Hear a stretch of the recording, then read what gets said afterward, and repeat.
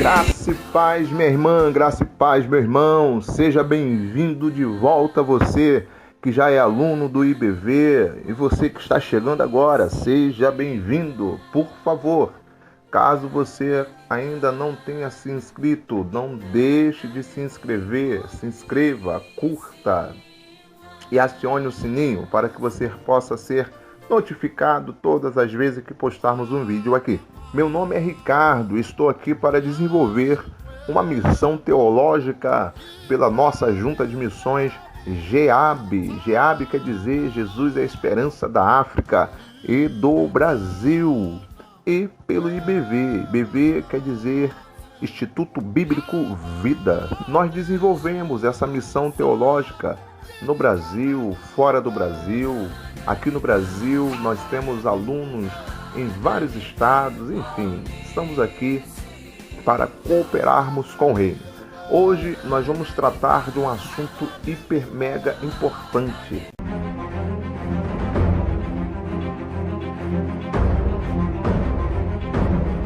Olá, bem-vindo à nossa segunda aula sobre introdução ao Novo Testamento, onde falaremos um pouco da cronologia do Novo Testamento. Apesar de o Novo Testamento estar em ordem teológica, uma boa forma de entender os fatos é através da sua ordem de composição. Tá? A ordem dos acontecimentos deu-se a partir basicamente do sétimo ou quinto ano antes de Cristo, onde Cristo verdadeiramente nasce. Há um erro de cálculo para a divisão entre antes e depois de Cristo. Na verdade, Cristo nasce antes de Cristo, tá? Nasce no ano quinto, no ano sexto antes de Cristo. Há a sua vida, a sua morte e ressurreição. E esses fatos são retratados nos 4 evangelhos. Logo após a sua ressurreição e ascensão, basicamente no ano 29, há o início da igreja em Pentecostes, tá? que é retratado no livro do Atos dos Apóstolos, que vai nos retratar até o ano 64 depois de Cristo, que acaba um pouco antes da morte dos apóstolos Pedro e Paulo.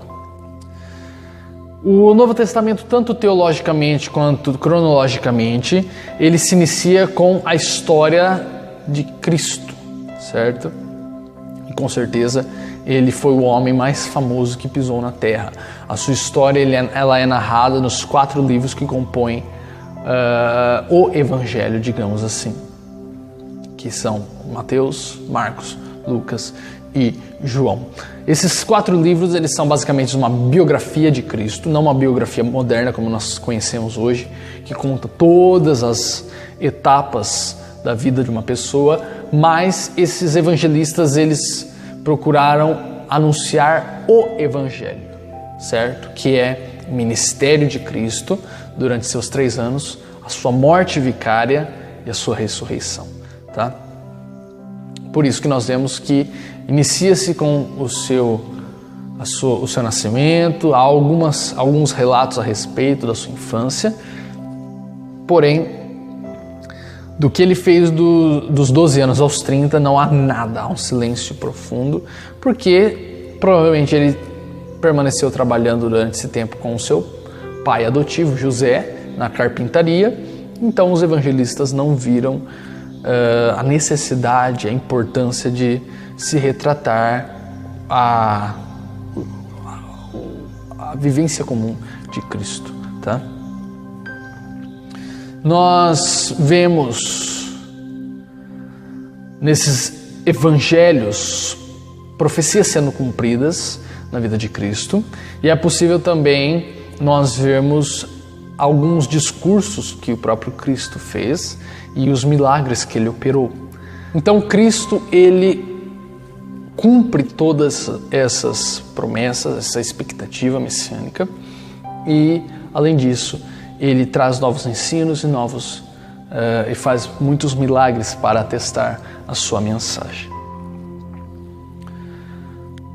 Logo após a sua ressurreição, então inicia-se a história da igreja através dos discípulos, que são aqueles que seguiam e ainda seguem a Jesus, e dos apóstolos, que era um grupo fechado formado por 12 homens que haviam sido ensinados mais proximamente, mais intimamente por Cristo, ok? Que tal história narrada no livro de Atos. Dentro do livro de Atos, muitos fatos eles são descritos, iniciando com os discursos com ousadia ousados do apóstolo Pedro, e ele termina bruscamente com o julgamento do apóstolo Paulo em Roma. Possivelmente a data que foi produzida esse livro foi no ano 64, ou pelo menos foi encerrado em 64, que é a data da morte do apóstolo Paulo, por não haver o relato do martírio do apóstolo Paulo sendo decapitado a mando de Nero. Tá? Durante essas narrativas, a maioria dos outros 22 documentos do Novo Testamento foram também escritos, muitos deles do apóstolo Paulo, de autoria do apóstolo Paulo. Então, durante a narrativa que o livro de Atos passa, do ano 29 ao ano 64, nesse período são produzidos as cartas paulinas e são também produzidos alguns outros livros, algumas outras epístolas gerais. Como Paulo ele foi basicamente o maior autor, ele basicamente escreveu quase metade do Novo Testamento, é interessante nós fazermos uma nota a respeito de quem ele foi. É praticamente impossível nós falarmos a respeito do Novo Testamento sem mencionarmos Paulo de Tarso ou Saulo de Tarso. Tarso, é lógico, era a cidade em que ele nasceu, viveu, e ele foi um grande líder religioso da seita dos fariseus. Como eu disse na aula passada, ele pertencia a essa seita.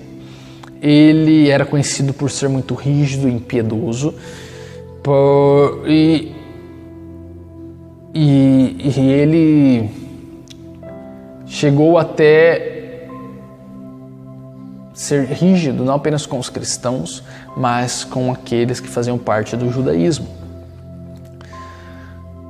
E é lógico, o que ele foi mais conhecido foi a sua perseguição aos seguidores de Jesus Cristo, aos cristãos.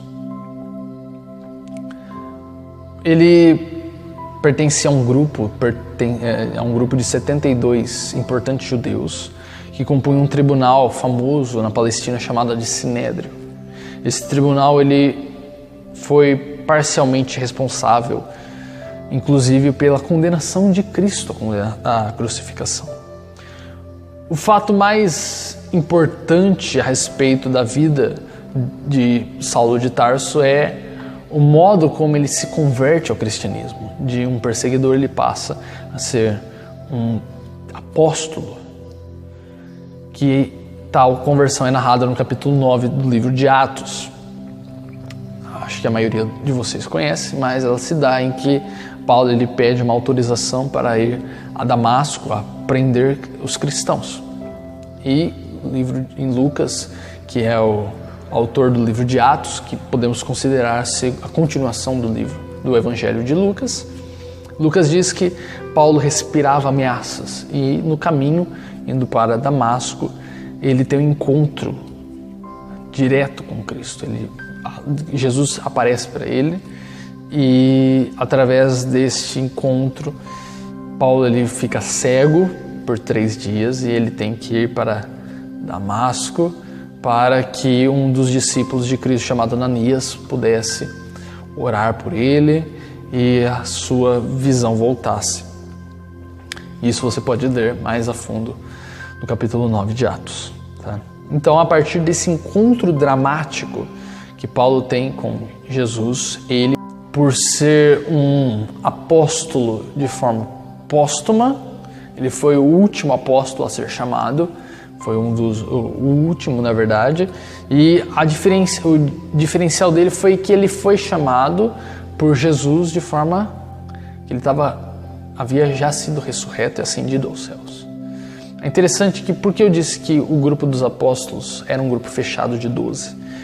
Porque você pode ver no capítulo 1 de Atos que quando os apóstolos eles se reúnem para eleger o 12º para substituir o cargo de Judas Iscariotes, que havia se matado, que Barnabé acaba substituindo, é listado alguns requisitos para ser um apóstolo, que é primeiro ter andado com Cristo durante todo o tempo da sua vida para ser ensinado por ele, ter visto Cristo ressurreto fisicamente, certo? Corporealmente, e ter sido chamado diretamente por Jesus.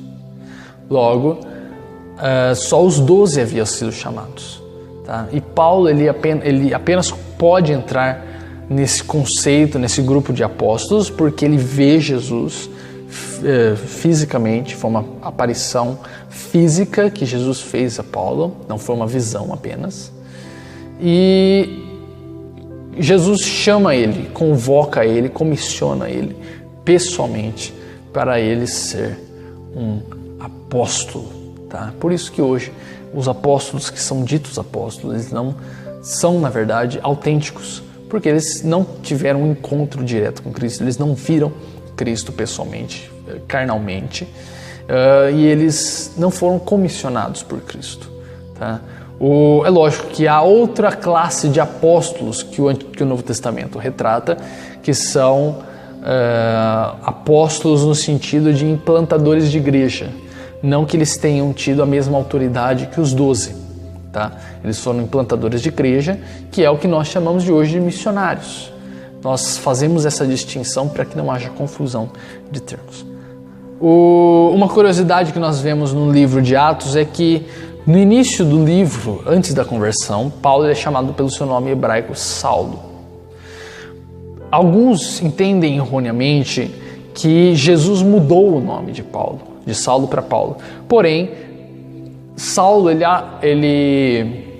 adota o seu nome grego Paulo apenas para demonstrar o seu ministério em meio aos gentios. É interessante que o nome Saulo nada mais é do que o nome Saul hebraico, que nós fizemos uma tradução para Saulo, mas não há mudança de Saulo para Paulo de nome. Jesus não muda o nome dele, tá? É apenas uma versão de Saulo grega, tá? Para que ele possa lidar melhor com os gregos, tá? Continuando a cronologia, nós temos então, como eu disse, durante o tempo de 29 aos 64, a composição das cartas de Tiago, 1 e 2 Tessalonicenses, 1 e 2 Coríntios, Gálatas, Romanos, Filemão, Filipenses, Efésios e Colossenses. Tá? Essas cartas foram escritas paralelamente enquanto o livro de Atos estava sendo composto. É possível, através de uma leitura atenta do livro de Atos, nós acompanharmos todo o ministério público de Paulo e até mesmo partes do ministério de outros apóstolos, como o apóstolo Pedro.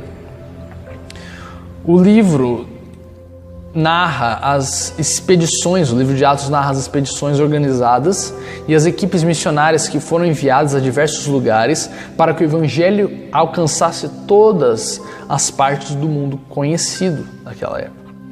Ao todo, narra-se com detalhe 3 viagens missionárias que Paulo realiza, e Atos termina, como eu disse, com Paulo sendo liberto da prisão e não relata seu martírio ou seus últimos dias, certo? Entretanto, outros documentos eles são escritos após o fim do livro de Atos, que é provavelmente no ano 64. Do ano 64 ao ano 67 são escritos 1 Timóteo, Tito, 1 Pedro, Hebreus, 2 Pedro, Judas e 2 Timóteo, que é a última carta que Paulo escreve.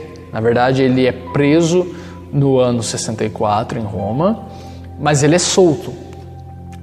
E porém ele é preso depois novamente a mando do imperador Nero, e no ano 67 ele é morto, decapitado. Embora o Novo Testamento não nos diga a respeito do seu martírio, ainda assim nós temos documentos históricos que nos retratam o martírio do apóstolo Paulo. E dos anos 95 ao 96 nós temos a composição de 1ª, 2ª e 3ª João e o livro de Apocalipse, certo? Nessa cronologia nós iremos, na próxima aula, falar um pouco mais, um esboço de cada livro que compõe o Novo Testamento. Ok? Fiquem todos com Deus, que Deus abençoe a todos. Tchau. Por favor, não deixe de se inscrever no canal, de curtir e de acionar o sininho, para que você possa ser notificado toda vez que nós postarmos um vídeo aqui. Que Deus possa te abençoar rica e poderosamente até a próxima aula. Fica com Deus.